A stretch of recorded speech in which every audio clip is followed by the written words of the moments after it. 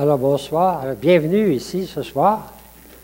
Et puis, à cette troisième rencontre sur les actes des apôtres. J'espère que vous vous souvenez un petit peu des deux premières. La première rencontre portait... je vais ouvrir la lumière un peu. La première rencontre portait sur les chapitres 1 et 2. Alors, vous vous souvenez, c'était l'Ascension et la Pentecôte. Et puis l'élection de Matthias. En pratique, tout se passe à Jérusalem. La deuxième rencontre se passait encore à Jérusalem, c'est des chapitres 3 à 7. Et puis là, c'est les épreuves. Alors, l'affrontement avec surtout le Sanhédrin, à la mise au procès, puis en prison. Ça finit par le martyre de Étienne. Donc, c'est les épreuves à Jérusalem. Mais jusque-là, selon saint Luc, eh bien, les chrétiens, c'était des gens de Jérusalem. Aujourd'hui, on va voir, alors le titre de votre feuille, c'est « La première expansion ». La première expansion alors, vous vous souvenez de ce que Jésus avait dit, « Vous allez être mes témoins à Jérusalem, en Judée, en Samarie et jusqu'aux extrémités de la terre. » Alors, c'est ça qu'on voit.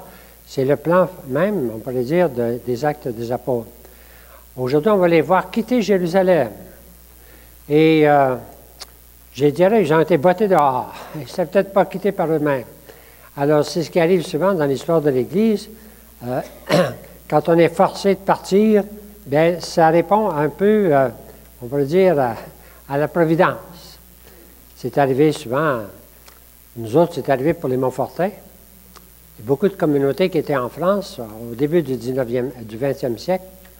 Et en France, bien, on a laïcisé toutes les communautés, on les a dépossédées. Alors, ça les a forcés, ils sont partis. Les Montfortins qui sont restés en France peut-être tout le temps, eh bien, il y en a qui sont allés en Belgique, en Hollande, en Angleterre, puis au Canada, puis en Italie. Alors, des fois, la persécution sert beaucoup, c'est ce qu'on va voir dans l'histoire de l'Église. C'est-à-dire, le Seigneur se sert de toutes sortes d'événements. Alors aujourd'hui, bien, on va voir un peu comment. Et puis, on va assister à deux conversions. Même si le mot conversion convient plus ou moins, il y en a qui appellent ça des retournements. Retournement de Saint-Pierre, puis retournement de Saint-Paul. Alors, c'est deux choses bien importantes dans l'histoire de l'Église. Ça va être les moments les plus importants de cette partie. Nous allons voir aujourd'hui des chapitres 8 à 12. Correct? 8 à 12. En gros, là. Alors, sur votre feuille, des chapitres 8 à 12. Les chrétiens quittent Jérusalem. Vous avez ça sur une feuille verte. Vers divers endroits de la Judée, vers la Samarie. La Samarie, c'est ceux qu'on n'aimait pas, là. C'est ceux qui n'étaient pas bons, là, tu sais. Alors, ils vont aller en Samarie, et même plus loin. Aujourd'hui, on parle beaucoup de la Syrie, puis les guerres que dans ce coin-là, puis ça finit pas, le Liban, tout ça. Alors, l'Église va s'en aller vers la Syrie jusqu'à Antioche. Correct? Ça va pour le moment? Ça, c'est juste une petite introduction. Je vous invite à faire notre prière, notre credo, le credo de cette année de la foi. On va le suivre sur l'écran. Alors, c'est « Je crois en toi ». Alors, on avait commencé ça avec l'Évangile, ça continue avec les actes des apôtres, « Je crois en toi ». Et la marche à la suite du Seigneur. C'est toute l'Église qui est en marche. Alors, c'était nos oiseaux tout à l'heure. L'Église qui est envoyée à travers le monde. Alors, on va les dire ensemble, puis on va la prier ensemble. Je crois en toi, notre Père, source de vie. Ouvre-moi à l'expérience de ton mystère d'amour, que dans l'écho de ta parole, je découvre les mots pour parler de toi. Je crois en toi, Jésus-Christ, présence sur nos routes. Marche avec moi vers mes frères et mes sœurs, que nous goûtions ensemble la joie de ta présence, partageant le même pain pour nous engager à ta suite. Je crois en toi, Esprit Saint, don de lumière, éclaire nos pas de pèlerins, que nous reconnaissions ton appel à vivre une foi agissante et toujours en marche. Nous te louons, Seigneur notre Dieu, toi qui depuis le commencement nous dis, « Je crois en toi ». Tu nous fais ainsi porteurs sur nos routes humaines de cette heureuse nouvelle qui change la vie. Amen. Et nous voilà en marche. Avec les Actes des Apôtres, à partir du chapitre 8. Ça va? Alors, on va être en marche aujourd'hui. Et puis, je commence d'abord par la feuille verte. Vous est verte, la mienne est blanche, mais ça va. Alors, on va commencer par lire certains extraits. Lire tout en entier, là, à l'écran, ça c'est un peu long. Je choisis toujours des extraits. Alors, c'est clair que quand on l'écoute après, il en manquait des bouts, tu sais. Bon. Mais ça vous donne un peu l'idée, je pense, de l'ensemble. Alors, les disciples, les chrétiens, quittent Jérusalem. Alors, pourquoi est-ce qu'ils ont quitté Jérusalem? Vous vous souvenez comment ça finissait au chapitre 8, 7? Ça finissait par la mort d'Étienne. Mais ce n'est pas n'importe quoi, la mort d'Étienne. Il venait de faire un grand discours au Sanhédrin, et dans ce discours, les autres, ils lisaient qu'il abandonnait la loi, hein? Il mettait en doute le temple, il mettait des choses en doute, lui, là. Alors, c'est ça qui a créé ensuite la persécution. Alors, c'est pas Étienne, mais on sentait que chez les chrétiens, et surtout chez les chrétiens hellénistes, ceux qui n'étaient pas des Hébreux, là, tu sais, alors, ceux qui arrivaient d'ailleurs, puis il y avait l'esprit ouvert, tous les diacres, vous vous souvenez, les 7, c'était des hellénistes. On le voit par le nom, Nicanor, puis Philippe, puis c'est clair que c'était des Grecs, c'était des Juifs qui parlaient grec. Alors, on va les chasser. Il va y avoir une persécution. C'est ce qui arrive. Ce jour-là, hein, éclata contre l'Église de Jérusalem une violente persécution. Alors, à la suite, à ce jour-là, c'est-à-dire à la suite du martyre d'Étienne. Alors, parce qu'on venait de le mettre à mort, mais quand même, à travers lui, c'est tous les chrétiens qui étaient considérés comme... Alors, c'est ce qui va faire qu'il y a une violente persécution à Jérusalem. Tous sauf les apôtres. Les apôtres étaient plutôt reconnus comme des gens qui suivaient là. Hein? Ils allaient toujours au temple, vous vous souvenez? Pierre, puis Jean, ils allaient au temple.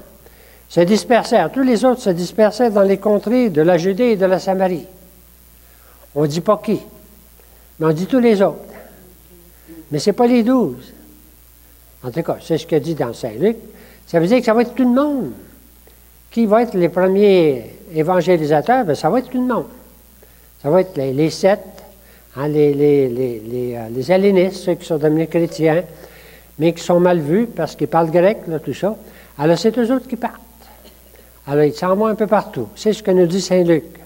Ils se dispersèrent dans les contrées de la Judée et de la Samarie. Alors, on voit un premier exode. Hein? Alors, un premier rayonnement de l'Évangile à cause de ce jour-là, une persécution violente à Jérusalem. Bon.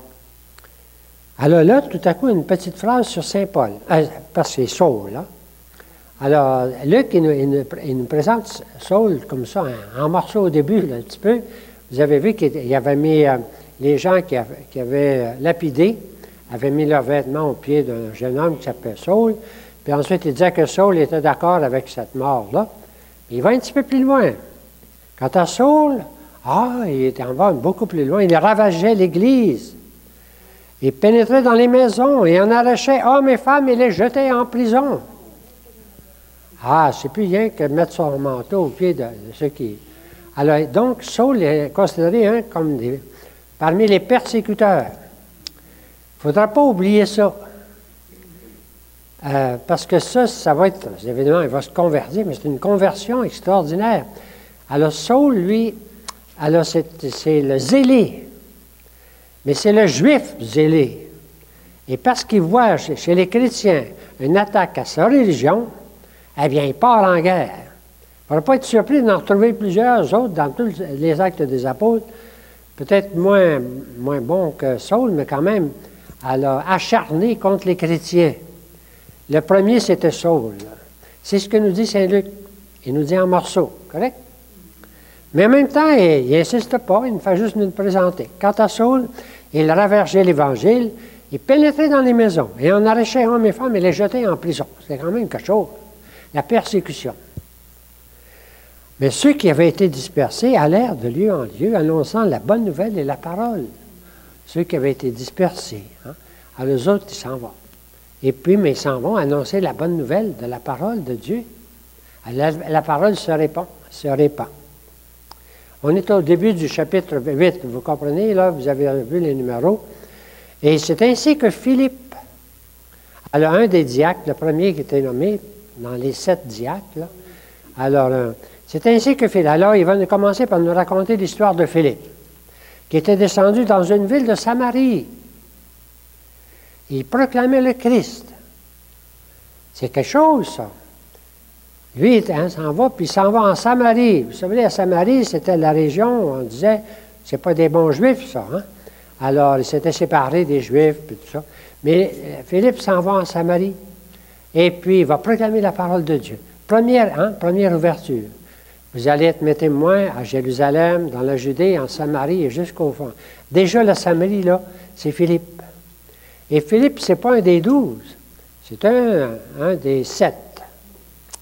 Je n'ai pas tout mis le texte de Philippe ici, je vais vous dire en 2-3 mots, correct?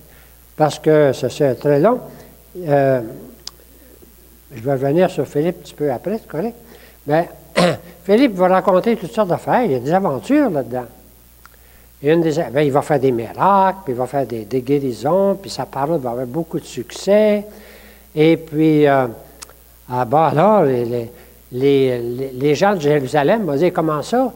La parole est rendue en Samarie. Alors, il va envoyer Pierre et Jean vérifier, voir qu'est-ce qui se passe là. Les Samaritains qui deviennent chrétiens. Alors, Pierre et Jean vont aller, puis ils vont imposer les mains, et puis ils vont recevoir le Saint-Esprit. Alors, on sent qu'il y a 2 éléments. Il y a ceux qui partent comme ça, et puis ensuite, il y a, on va dire officiellement, Pierre, et puis les gens de Jérusalem qui viennent confirmer, qui viennent voir, ils viennent confirmer, vérifier, on pourrait dire même. Mais ensuite, ils sont confirmés par l'Esprit. Alors, on va voir ça plusieurs fois. Alors, il y a deux textes ici que je vais dire quand même. Alors, en Samarie, il y a toute une histoire où on parle très peu de Philippe, mais il va rencontrer un espèce de magicien qu'on appelle Simon, qui fait des miracles, puis bon, il est un magicien. Je ne sais pas trop ce que ça veut dire exactement, mais les gens courent vers lui. Et puis, il va le convertir. Jusqu'à quel point, on ne sait pas trop. Mais Simon va dire, il s'aperçoit que, hey, lui, il impose les mains, puis le Saint-Esprit arrive, bien, alors il dit, pourrais-tu, il va te donner de l'argent, puis tu vas me donner ce pouvoir-là. Alors, c'est de là vient le mot de simonie. Acheter des pouvoirs spirituels avec de l'argent, c'est la simonie. Eh bien, c'est un mage, Simon, que... Alors, Pierre va te le mettre à sa place, hein? Alors, mais Simon va se convertir, il va dire, priez pour moi. Alors, pour dire ça, le mot de simonie vient de quelqu'un qui voulait acheter des pouvoirs, de faire descendre l'esprit sur le monde. Et ça, hein? Mais ça n'a pas marché. Ça, c'est l'histoire de Philippe. Ensuite, Philippe, bien, il va descendre ensuite à 2 villes. Ben, il va aller... j'ai mis la carte ici parce que c'est la carte que vous aviez pour les évangiles. Si vous voulez ajouter des noms de villes, vous pouvez ajouter ici Jérusalem, Correct? Il y a deux tons, Azote ou Ashdod, en tout cas, ça dépend comment ils l'écrivent. Ça va être une des villes que Philippe va visiter. Philippe va visiter la Samarie, et puis ensuite, l'Esprit va lui dire, va-t'en donc sur la route de Gaza. Gaza, c'est ici, on en parle encore aujourd'hui, là. Oui. Alors, va-t'en sur la route de Gaza, la Gaza à Jérusalem, et puis là, il va rencontrer un personnage assez curieux, un officier. Alors, on l'appelle un eunuque, l'officier de la reine Candace, je pense, pas trop, là. Et puis, qui est venu à Jérusalem, c'est probablement un craignant Dieu. Bon, c'est ça. Il n'est pas juif, mais il est venu à Jérusalem. Puis il est pieux. Puis il s'en retourne sur son char. Vous avez déjà lu cette histoire-là. Hein? Je ne sais pas que ça va l'air son char, mais l'Esprit envoie Philippe sur cette route-là, puis Philippe, il l'aperçoit, puis Philippe, il court, puis il dit, qu'est-ce que tu fais là? Puis il est en train de lire le prophète Isaïe. Alors Philippe, il dit, est-ce que tu comprends ce que tu lis? Il dit, non, si personne ne m'explique. Alors il monte dans le char. Philippe, il monte dans le char. Je ne sais pas si c'est des bœufs ou des faux qu'il y avait en avant. Et puis il va commencer à y expliquer. C'est un païen. C'est un craignant Dieu. Une histoire assez pas banale. Il va y expliquer toute l'histoire de Jésus. Pour lui montrer ce qu'il vient de lire, ça s'applique à Jésus.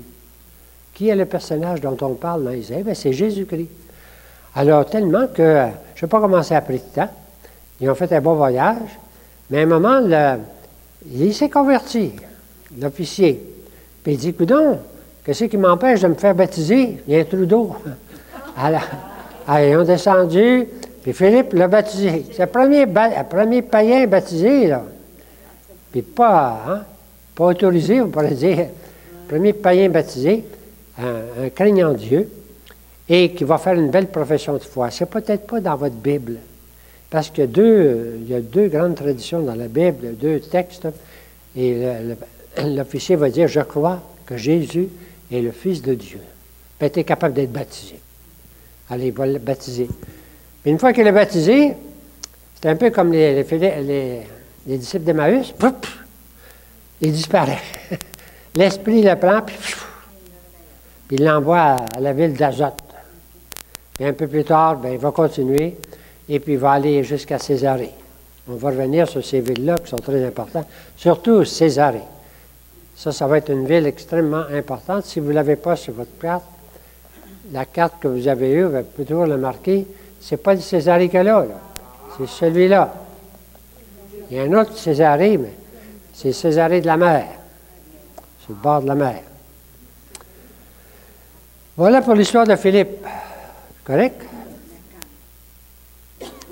Et puis la venue de Pierre et de Jean, qui continuent, eux autres, à annoncer la parole en Samarie. Bon, ça c'est un petit peu l'histoire du début.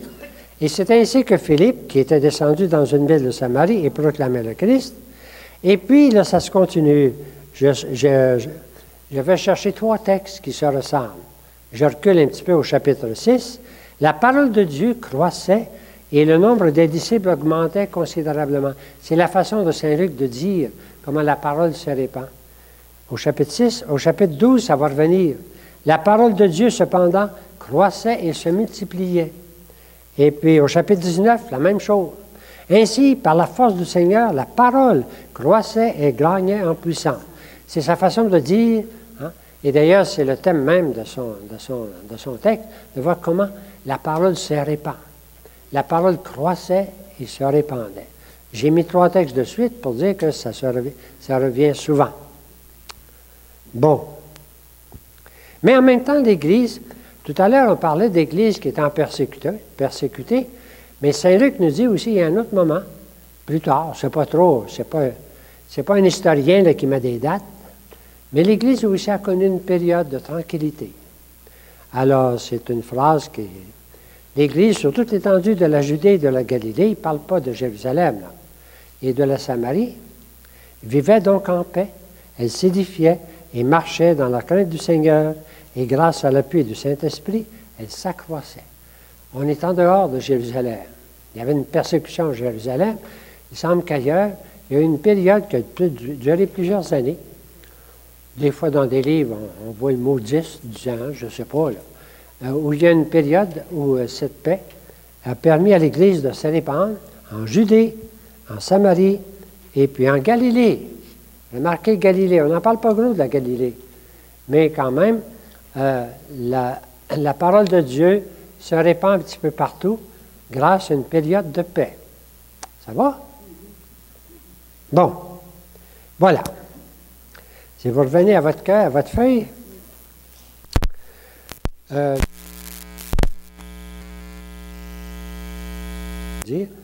alors, c'est la persécution qui les chasse. Ce sont les hellénistes qui partent. Et puis, les apôtres de Jérusalem ont besoin de vérifier. Alors, ils leur envoient de Pierre et puis Jean pour confirmer, pour assurer, et qu'ils leur apportent l'Esprit. C'est correct? On va voir plus tard qu'ils vont envoyer Barnabé pour faire la même chose, aller vérifier sur place. Et en parallèle, nous sommes présentés, là c'est une vue très globale de tout ce qu'on va voir, l'expansion de l'Église, la parole qui croît, ça va, la persécution par les Juifs, elle va revenir, et puis la persécution par Hérode. On va le voir au dernier chapitre, c'est lui qui va vouloir mettre à mort Pierre, et puis il va tuer Jacques. Bon. Et en même temps, des tensions intérieures. J'ai parlé de la simonie, ceux qui veulent acheter le pouvoir de donner l'esprit. Et puis même, Pierre va trouver de se défendre. Ah oui, on va le voir tout à l'heure. Alors, il y a toujours des tensions quand même dans l'Église. C'était les questions majeures qui se posent, bien, la foi peut-elle s'ouvrir aux non-juifs? Je l'ai déjà dit, ça, mais c'est la question. Et alors, est-ce qu'on peut? Ben oui, mais s'ils deviennent chrétiens, c'est des Juifs. Nous autres, on est des Juifs, nous autres, c'est des païens. On n'a pas le droit de manger avec un païen, pas le droit de rentrer dans la maison d'un païen. Qu'est-ce qu'on fait? On peut-tu cohabiter ensemble? Bien, c'était très concret. On va voir Saint-Pierre le vivre. Et alors, bien, on les oblige à devenir Juifs. Est-ce qu'il faut les obliger à devenir Juifs, puis là, on va être correct ensemble? Ou bien la réponse viendra par signe, par des événements, et par discernement. C'est-à-dire l'Église est toujours obligée de discerner avec l'Esprit, avec la parole de Dieu, discerner. Et ça fait partie de l'histoire de l'Église. Les grands conciles dans l'Église, c'est ça, c'est éclairé par l'Esprit et la parole de Dieu, discerner qu'est-ce que c'est que la vérité, qu'est-ce qu'il faut faire. Le Concile Vatican II nous en donnait un exemple. Est-ce que ça va? Bon, alors maintenant, vous avez toujours votre plan. Le plan qui est ici.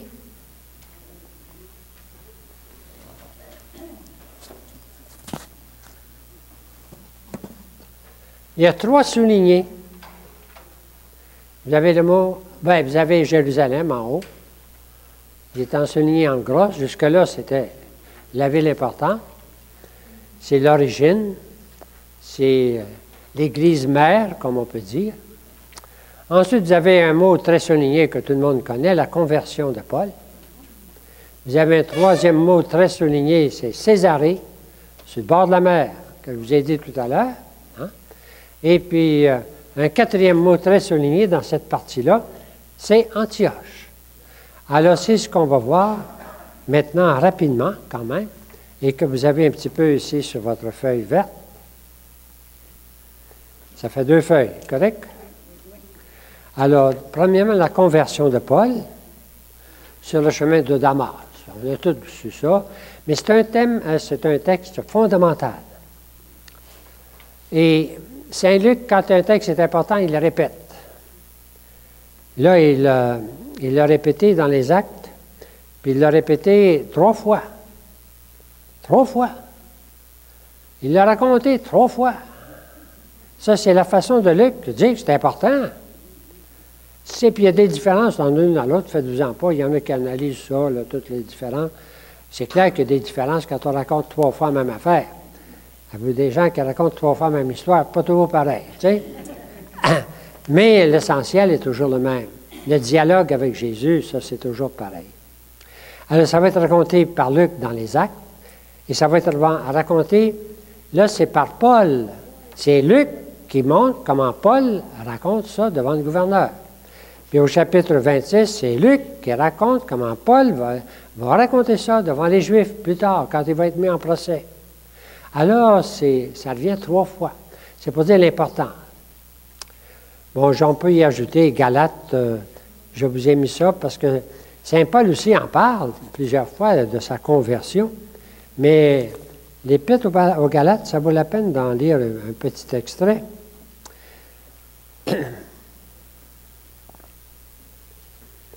C'est au chapitre 1, à peu près. Je vous le déclare, frères, cet évangile que je vous ai annoncé n'est pas d'inspiration humaine.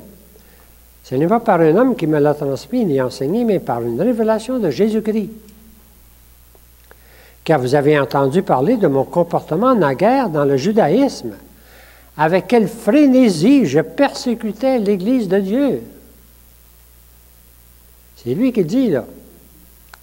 Surpassant la plupart de ceux de mon âge et de ma race, par mon zèle débordant pour les traditions de mes pères. N'oubliez pas ça, c'est le fond. Hein? Il part de loin. Mais il y avait un zèle extraordinaire pour les traditions de ses pères, c'est-à-dire de tout son peuple. Mais lorsque celui qui m'a mis à part, alors il va raconter ensuite comment. Alors, le dernier qui a vu Jésus, c'est l'avorton que je suis, comme il dit ailleurs. Hein? Bon. Alors, c'est pour comprendre un petit peu le texte. C'est un texte tellement fondamental, même si on le connaît presque par cœur, on va le relire. Ça va? Juste avec quelques soulignés. Voici, chapitre 9. On a vu tout à l'heure comment est-ce qu'ils prenaient les gens, ils les mettaient en prison. C'est à Jérusalem. Alors maintenant, 9. Saul, ne respirant toujours comme menace et meurtre contre les disciples du Seigneur, elle a demandé au grand prêtre des lettres pour les synagogues de Damas.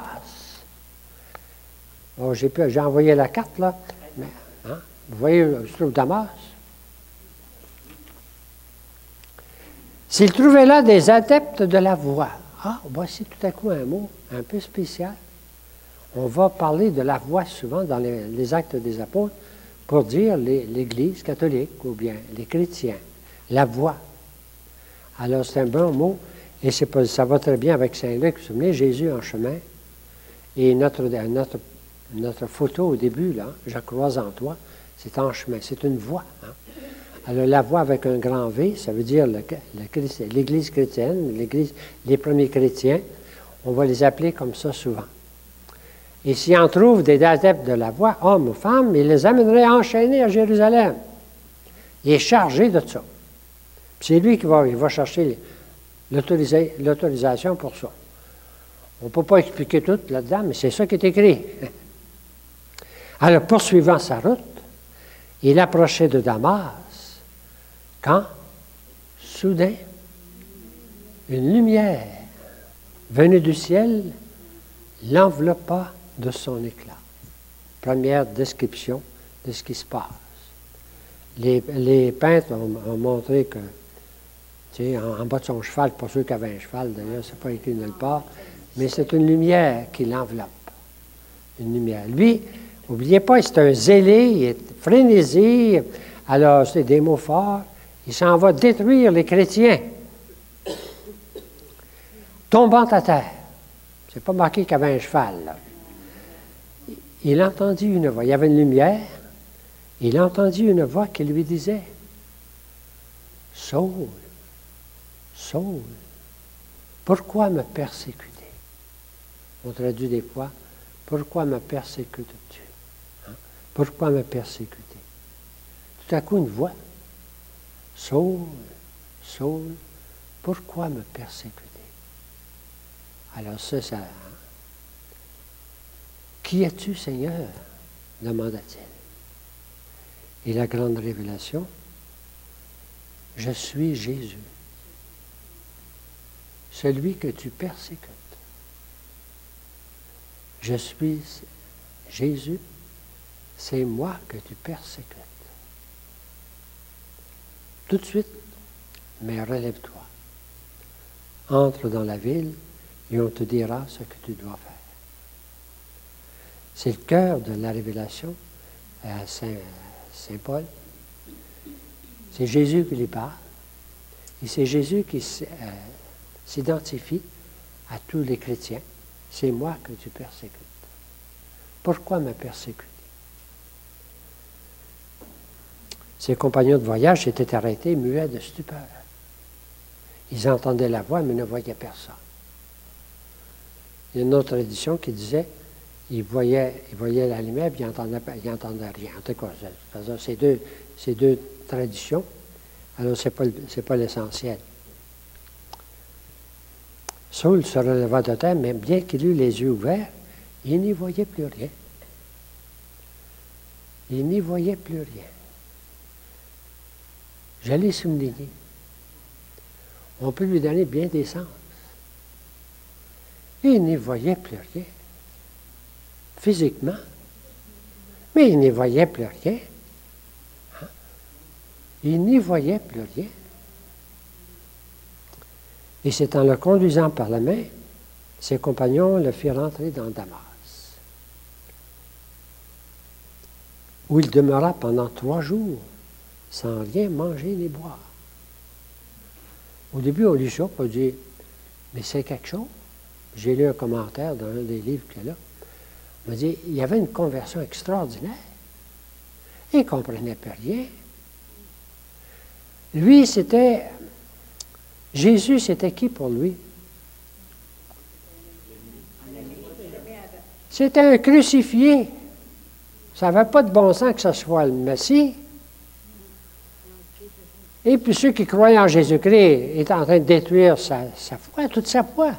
C'est toute sa foi qui s'effondre. Ça a pris 3 jours. C'est pas pour rien, 3 jours. Et il n'y voyait plus rien. Alors, lui, il dit comment il était persécuté. Vous l'avez lu dans les Galates tout à l'heure, en fidélité à la foi de sang. Alors, ma vie, c'est la... Il pouvait dire la vie, ma vie, c'est la loi. Plus tard, il va dire, ma vie, c'est Jésus. Hey, c'était une conversion. 3 jours, pas trop, ça. C'est 3 jours. Alors, il y a un retournement extraordinaire. Le crucifié, qui pour lui était dans la loi de Moïse, on disait, il était condamné à crucifiement. C'était un rejeté de Dieu. Ça ne pouvait pas être le Messie. Il fallait tout à coup que dans sa tête, dans son cœur, il y ait un retournement extraordinaire. Et puis tout à coup, qui peu à peu, ça va être long, là, qui découvre que c'était prévu, ça, dans la parole de Dieu. Le serviteur, tu sais, lui qui connaissait bien la parole de Dieu, il fallait qu'il prenne le temps pour dire, ben oui. Il vient de le rencontrer, il vient de l'écouter, de l'appeler, mais il est encore aveugle. Alors, c'est tout ça qui est suggéré par Saint Luc. Le retournement, la conversion de Saint Paul. Lui qui ne croyait qu'à la loi, bien plus tard, il va dire, la loi, c'est pas par la loi qu'on est sauvé, c'est par la foi. C'est toute l'Épître aux Romains et l'Épître aux Galates. Hey, c'est quelque chose, ça. Ce n'est pas la loi qui va nous sauver, c'est la foi en Jésus-Christ. Et ce qui va nous sauver, c'est pas ce que je fais, je suis fidèle à la loi. C'est gratuit, c'est la grâce de Dieu. C'est toute sa conversion qui est là dans 3 mots, 3 jours de silence. Alors, c'est une conversion extraordinaire qui va répandre ensuite dans toute l'Église. C'est ce que le Seigneur voulait de lui. C'est-à-dire, il voulait être quelqu'un qui est capable de répandre dans l'Église et de convertir l'Église, surtout les Juifs. Alors, on devine tout ça dans les 3 jours. Est-ce que ça va? Je fais un commentaire à ma façon, hein? Mais en même temps, ça, c'est la façon d'agir de Dieu. C'est pas juste Dieu, Jésus, puis Paul. Ah non, il faut qu'il y ait l'Église. Il faut qu'il y ait quelqu'un de l'Église. Alors, en même temps, Saint Luc nous dit, il y avait aussi à Damas un disciple appelé Ananie. Il fait 2 Ananies, mais ce n'est pas le même, ça que...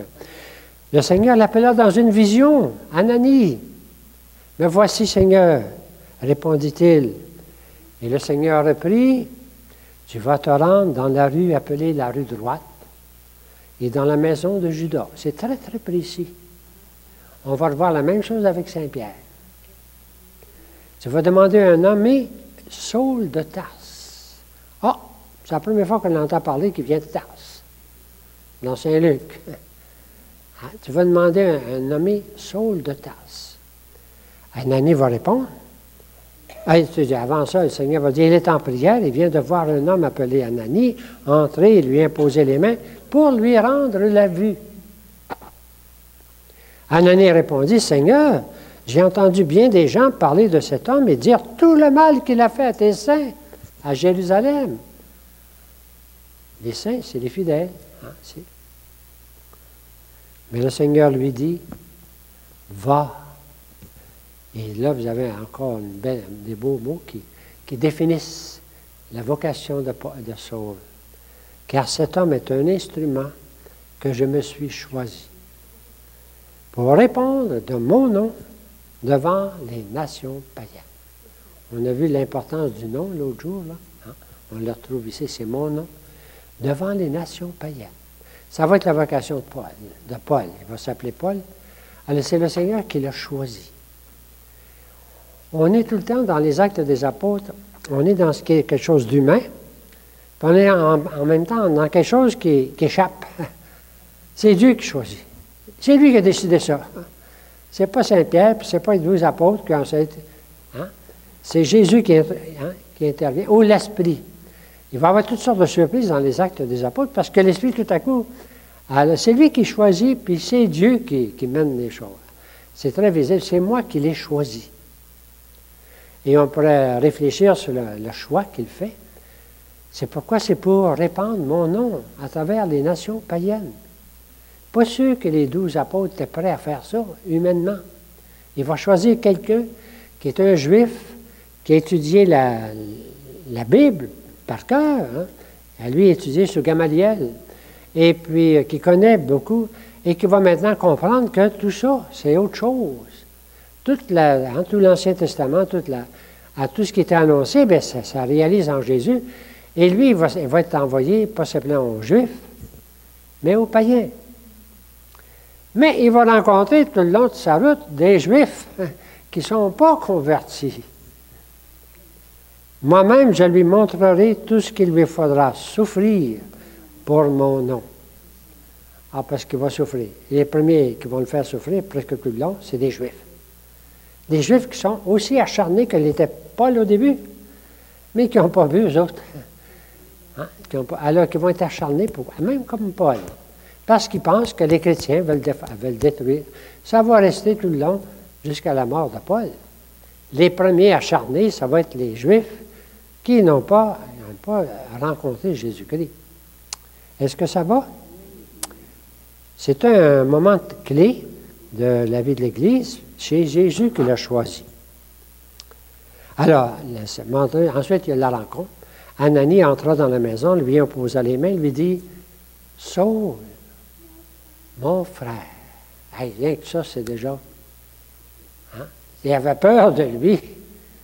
Et il avait entendu, et tout à coup, « Saul, mon frère. » Il l'accueille. Il l'accueille dans l'Église.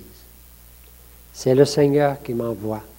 Ce Jésus qui t'est apparu sur la route, afin que tu retrouves la vue et que tu sois rempli d'Esprit Saint.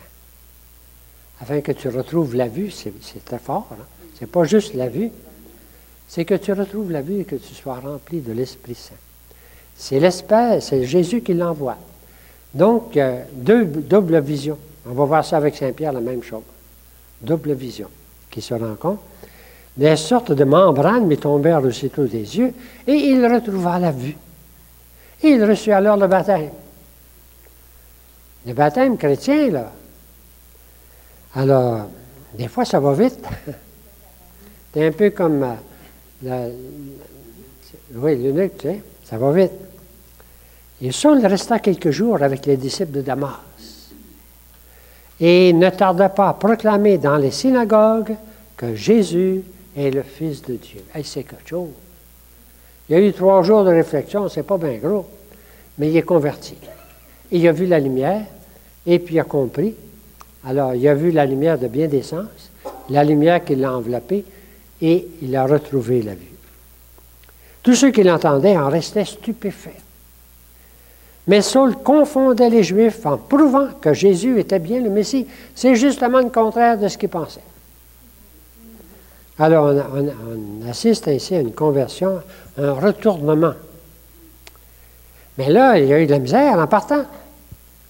Les Juifs de Damas se concertèrent pour le faire périr. Ce qu'ils voulaient faire, lui, avant. Alors, ils se donnent chrétiens, là, ils vont le faire périr.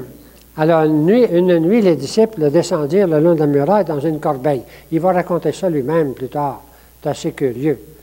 Il y avait une grosse muraille, Damas, et puis il y avait une maison sur le bord de la muraille.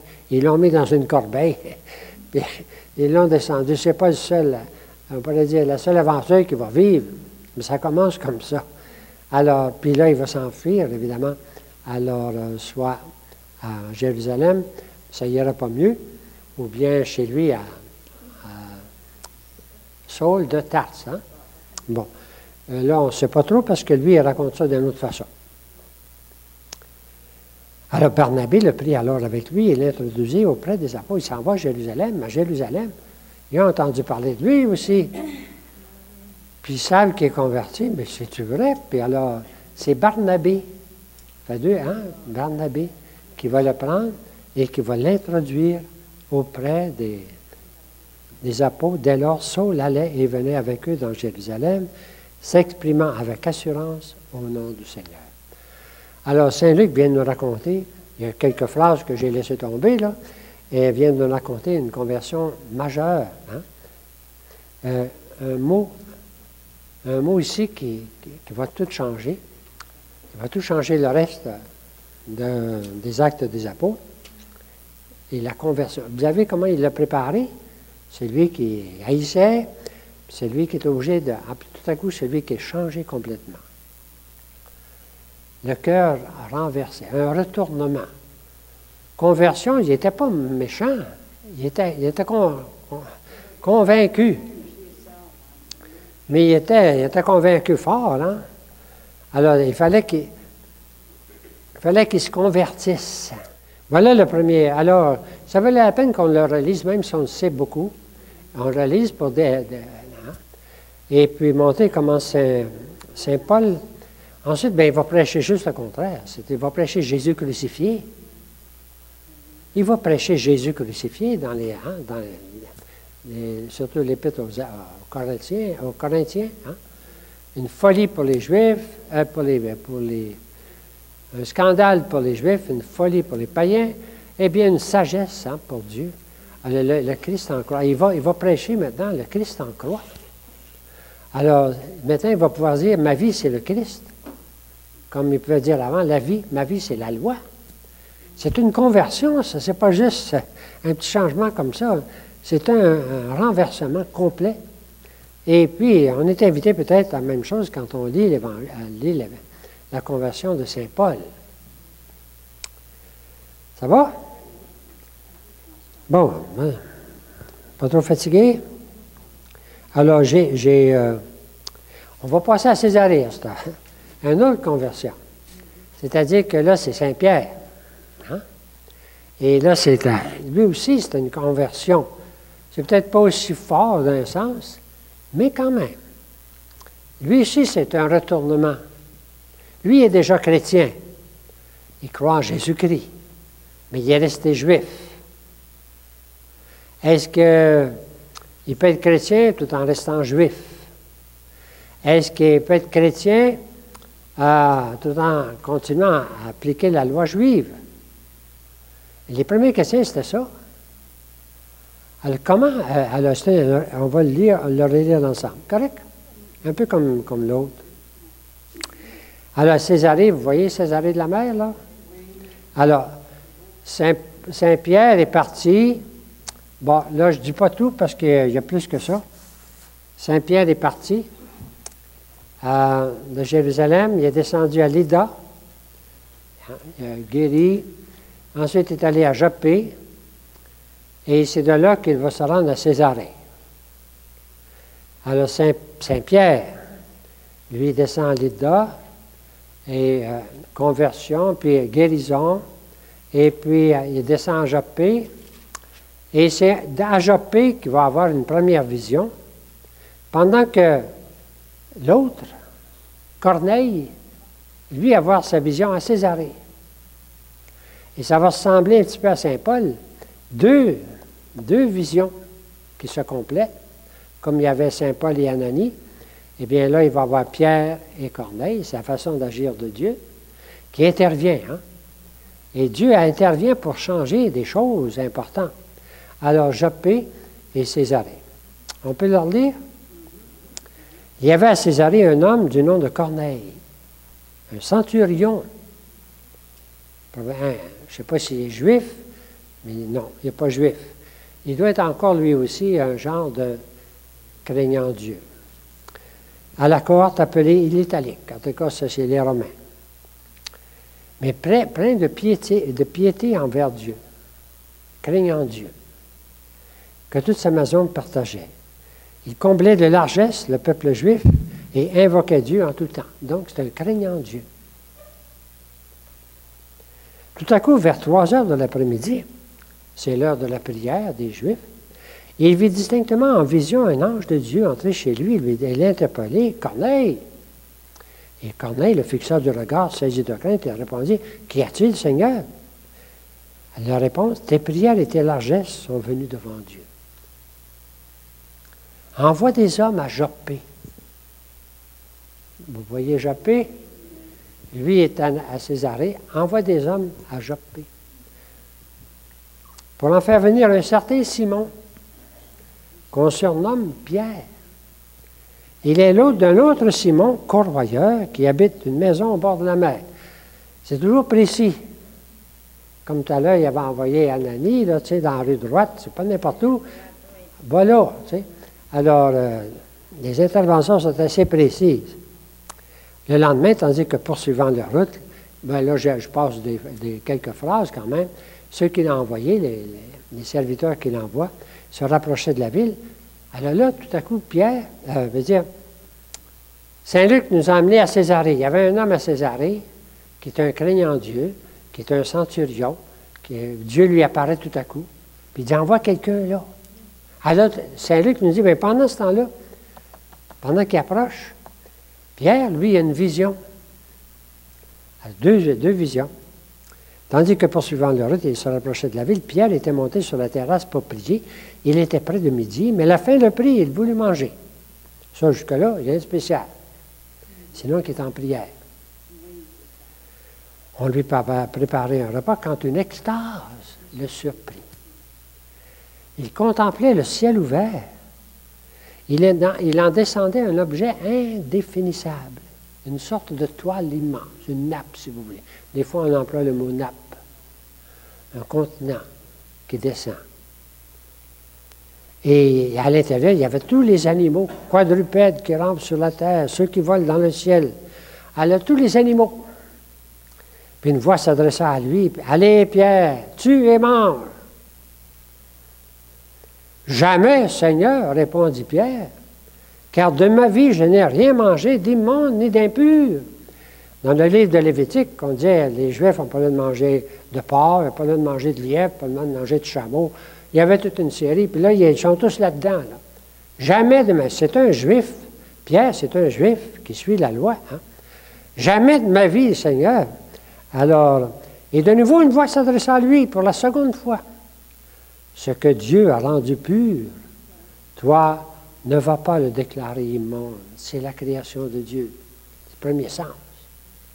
Premier sens. Cela recommença 3 fois. Ça a pris 3 fois. Et l'objet fut aussitôt enlevé dans le ciel. Pierre essayait en vain de s'expliquer à lui-même. C'est comme Saint Paul, il ne comprenait pas rien. Il essayait de s'expliquer lui-même ce que pouvait bien signifier la vision qu'il venait d'avoir. Qu'est-ce que ça veut dire? Quand justement, les envoyés de Corneille arrivent à la porte, puis se présentent, puis ils cognent, puis il se présente, j'en saute des mots, là, il se présente au portail. Puis il demande, où est Pierre? Celui qu'on appelle Pierre. Ce sont des païens. Hein? Pierre était toujours préoccupé de sa vision lorsque l'Esprit lui dit, voici deux hommes qui te cherchent.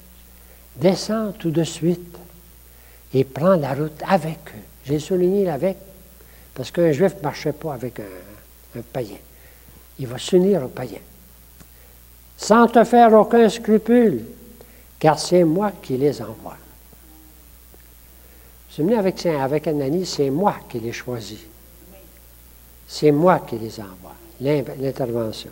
Pierre descendit rejoindre ces gens et les fit faire entrer, il offrit l'hospitalité. Déjà ça, on voit comment c'est graduel. Hein? Déjà ça, et il est fait entrer dans la maison. Déjà ça. Alors, et le lendemain même, il partit avec eux, accompagné par quelques frères de Joppé.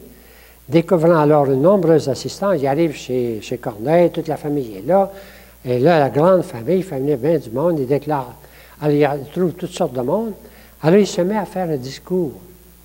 D'abord, il déclare, comme vous le savez, c'est un crime pour un juif que d'avoir des relations suivies ou même quelques contacts avec un étranger. C'était la loi, là, ou on pourrait dire la tradition. Mais à moi, Dieu vient de me faire comprendre qu'il ne fallait déclarer immonde ou impur aucun homme. Alors, il vient de comprendre que ce n'est plus des animaux, ce n'est plus des choses à manger, que ça s'applique aux personnes. Alors, vous voyez, sa réflexion, et puis éclairée par l'Esprit, il vient de comprendre sa vision. Il ne s'agit pas de manger, il s'agit de vivre avec. Voilà pourquoi c'est sans aucune réticence que je suis venu quand tu m'as fait demander. Et alors Pierre ouvrit la bouche et dit, c'est le grand discours, il va leur présenter Jésus-Christ. Ce sont des païens. Il va leur présenter le kérigme. Il n'a pas tout le texte ici, là, mais c'est un autre discours devant les païens. Et il va terminer en disant, je me rends compte en vérité que Dieu n'est pas partial et qu'en toute nation, quiconque le craint et pratique la justice trouve accueil auprès de lui. C'est quelque chose, ça. Une conversion, ça, pour un juif. Aux Juifs a été révélée la bonne nouvelle de la paix par Jésus-Christ, lui qui est le Seigneur de tous les hommes. Comme il parle des païens, il n'est pas pour l'employer le Messie, ils n'attendent pas le Messie. Il n'est pas pour l'employer le mot on dirait Christ, s'il veut dire Messie, il va employer le mot Seigneur, qui vaut pour les païens. C'est-à-dire, Seigneur, ça remplace un peu on pourrait dire, le chef païen. Tu sais. Ça va? Pierre expose. Alors là, pendant qu'il est en train de faire son discours, tout à coup, l'Esprit Saint ne la laisse même pas finir. Paf! L'Esprit descend sur lui. Alors, c'est tous ceux qui avaient écouté la parole. L'Esprit qui s'en vient confirmer. Et pauvre Pierre, il ne peut même pas finir son discours. Ce fut la stupeur parmi les croyants circoncis qui l'avaient accompagné. Ainsi, et eux autres, ils prennent conscience avec Pierre que jusque sur les nations païennes, le don de l'Esprit Saint était maintenant répandu. Donc, c'est tous eux autres, c'est une autre conversion. Ils entendaient ces gens parler en langue, c'est comme la Pentecôte, hein, et célébrer la grandeur de Dieu. Alors Pierre reprit la parole. Quelqu'un pourrait-il empêcher de baptiser par l'eau ces gens qui, tout comme nous, ont reçu l'Esprit Saint? Il leur donna l'ordre de les baptiser au nom de Jésus-Christ. Ça nous semble bien simple, mais c'est un grand pas que fait faire Pierre à toute l'Église, aux premiers chrétiens. Ça va? Donc, les deux grandes dates, c'était la conversion et Césarée. Paul et Pierre. Bon, je pense que ça fait pas mal, ça, là. Vous lirez la feuille, peut-être pas nécessaire que je vais aller vite quand même. Alors, Césarée, c'est le grand signe donné à Pierre, correct? C'est toujours une double. Deux grands discours de Pierre, parce qu'il va justifier sa conduite. Mais ce n'est pas fini. Il l'a justifié devant les païens. Il vient de comprendre. Mais à Jérusalem, les gens disent, comment ça se fait? Il vient de baptiser des païens?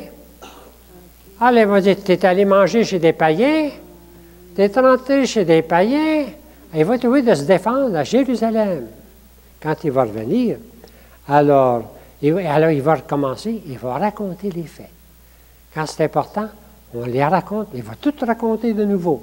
Tout ce qui est arrivé à Corneille, tout ce qui est arrivé à lui, toute la vision, tout ce qu'il a fait, il raconte. C'est ça qui est la force.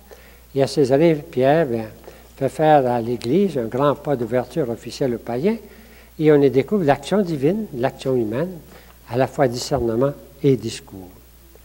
Lorsque Pierre remonta à Jérusalem, les circoncis eurent des discussions avec lui. « Tu es entré chez les circoncis, incirconcis notoires, tu as mangé avec eux. » Alors Pierre reprit l'affaire depuis le début. Il la leur exposa point par point.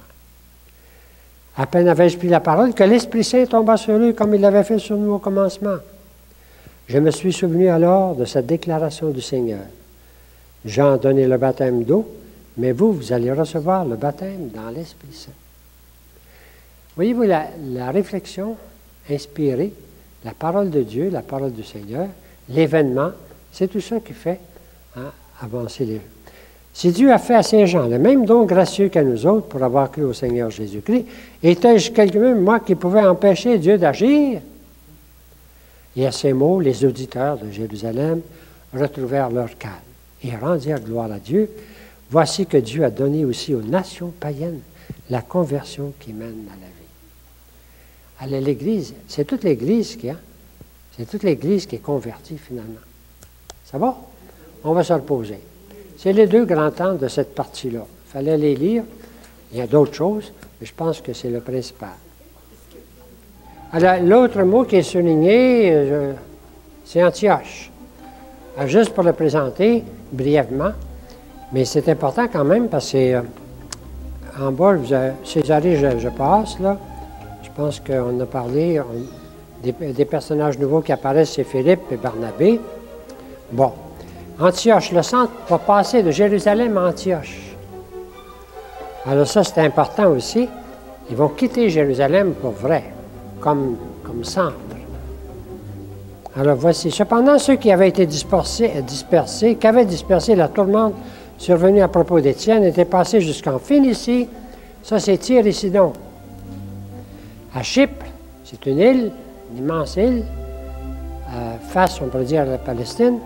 Et Antioche, sans annoncer la parole à un autre qu'aux Juifs. Au début, eux autres, ils annonçaient ça rien qu'aux Juifs. Pourtant, lorsque certains d'entre eux, originaires de Chypre et de Cyrène, arrivaient à Antioche, oui, on peut tuer la musique, ils adressèrent aussi la parole aux Grecs, c'est-à-dire aux païens, la bonne nouvelle de Jésus Seigneur. Alors, on voit comment... Je ne sais pas si la parole se répand, mais d'une façon un petit peu... c'est pas tout organisé, ça. Tu sais. Alors, tout à coup, eux autres, tout à coup, ils se mettent à parler. Alors, le bruit de cet événement parvint aux oreilles de l'Église qui était à Jérusalem. Puis là, hey, comment ça se fait? Ils se mettent à annoncer la bonne nouvelle à des Grecs, à des païens. Alors là, c'est Barnabas qu'ils ont envoyé vérifier à Antioche. Ça fait 3 ou 4 fois qu'on voit Barnabé, hein? Alors, quand il vit sur place la grâce de Dieu à l'œuvre, il fut dans la joie. Il les pressait tous de rester au fond du cœur attachés au Seigneur. C'était en effet un homme droit, rempli de foi. On présente toujours Barnabé. Et Barnabas partit alors, lui, il est parti à Tarse. On va voir ça sur la carte plus tard. Et il va chercher Saul. Puis il l'amène à Antioche. Et là, pendant plusieurs années, ils vont prêcher Jésus-Christ à Antioche. Et c'est à Antioche que, pour la première fois, le nom de chrétien fut donné aux disciples. À Antioche, que pour la première fois, le nom fut donné aux disciples. Ça va? La fin d'un chapitre de 8 à 12, je vais le résumer en quelques mots. Là, c'est le roi Hérode qui fait mettre à mort Jacques. Ce n'est pas Jacques apôtre, c'est Jacques qu'on appelle frère du Seigneur. Je ne suis pas sûr. Je pense que c'est le vrai Jacques. Excusez, il faudrait que j'enlève ça. Et puis Pierre, il va le mettre en prison. Et vous connaissez tous l'histoire de Pierre qui est en prison. Toute la communauté est en prière. Et puis, Pierre, tout à coup, il y a un ange qui vient le voir, puis il ouvre les portes, puis Pierre, toutes ses chaînes tombent, puis il s'en va. Il ne sait pas si c'est vrai ou c'est pas vrai. Puis surtout, tout à coup, dans la nuit, dans la rue, puis il dit, coudonc, c'est vrai. Alors, il est sauvé de la prison de façon miraculeuse. On va voir la même chose arriver à Paul. Il y a beaucoup de choses qui arrivent à Pierre qui sont reprises par Paul. La même conversion, les mêmes miracles. Alors, il y a un parallèle dans Saint-Luc assez, on va dire, volontaire entre Pierre et Paul. Alors, toute l'histoire de Pierre, je ne mets pas ici, là, mais on va l'écouter. Ça va? Alors, je pense qu'avec ça, j'ai fini ma présentation des textes. Si vous prenez l'autre feuille blanche, si vous voulez être prêt à écouter le texte, c'est un petit peu long, ça peut être 20 minutes. Mais partez sur la pointe des pieds si vous n'aimez pas ça, là. Je ne peux pas le changer, je ne peux pas le raccourcir beaucoup, parce qu'il y a des bouts un peu longs là-dedans. Mais vous allez voir, ici, c'est un guide de lecture. Les événements, les voyages, les discours, l'expansion, tout s'entremêle. Hein? Et c'est bien fait, c'est bien composé, parce que je le dis souvent, c'est pas moi qui l'ai trouvé, là. Ça s'entremêle, mais ça avance. Il n'est pas toujours facile de s'y retrouver. Alors, c'est pour ça que je vous ai mis ce guide de lecture. D'abord, les lieux. Sur la carte de la Palestine, nous l'avons fait tout à l'heure, identifier les lieux. Plus tard, on verra avec Saint Paul tous les lieux. Il y en a beaucoup plus que ça. Là, il y en a quelques-uns. Alors, chapitre 8, vous me suivez, là, juste vite? Chapitre 8, on commence par suivre les hellénistes, ceux qui sont dispersés. Ils vont revenir plus loin. Ensuite, nous suivons Philippe. Hein? Ça va à Samarie, ça va à Gaza, puis ça va à Azote, puis ça va à Césarée. Vous pouvez me souligner des mots comme la bonne nouvelle, les guérisons, la parole, la joie, le nom de Jésus. C'est toutes des choses que vous pouvez remarquer en passant. Et la venue tout à coup de Pierre et Jean pour venir vérifier. Chapitre 9, là, on se met à suivre Saint Paul, vers Damas. Il s'en va mettre les autres en prison. Alors, sa vision, une double vision, vous pouvez souligner comment il dit la vocation de Paul. Hein? Il est un instrument que je me suis choisi, vous vous souvenez? Hein? Pour en faire connaître mon nom à toutes les nations païennes. Bon. Ensuite, nous suivons Pierre. Ensuite, on suit Pierre. Pierre, ça va à Lydda. Et là, il y a une guérison. Il s'en va à Joppe, il y a une résurrection.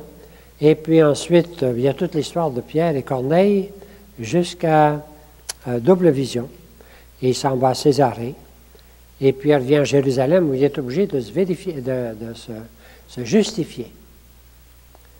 On est rendu au chapitre 11.